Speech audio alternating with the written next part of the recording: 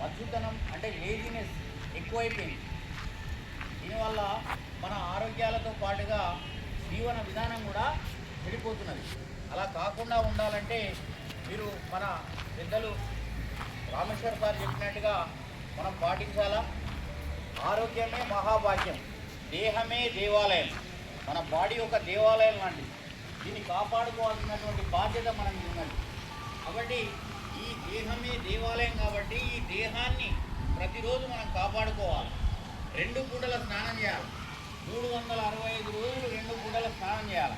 కనీసం ఈ వేసవి కాలంలోనైనా 2 పూటల స్నానం చేయాలి. ఉదయం పూట స్నానం చేస్తారు కదా, సాయంత్రం మీరు ఆడుతారు, మధ్యాహ్నం ఆడతారు మీ ఫ్రెండ్స్ తోటి, నైట్ ఎక్కడెక్కడో తిరిగి వస్తారు మీ ఫ్రెండ్స్తో.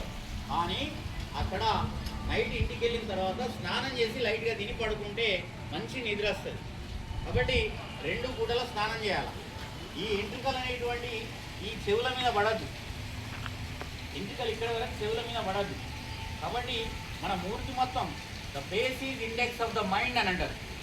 ముఖమే మన ముఖవర్చస్సు, మన శరీర ఆ విధానమే మన గుణాన్ని తెలియజేస్తుంది. రూపము గుణము, మన రూపము గుణాన్ని బట్టే సమాజం విలువిస్తుంది. కాబట్టి చెవుల మీద ఎంట్రుకలు రావద్దు. కాబట్టి చిక్కిరి వెంట్రుకలు ఉండొద్దు. నీట్గా దువ్వుకోవాలి.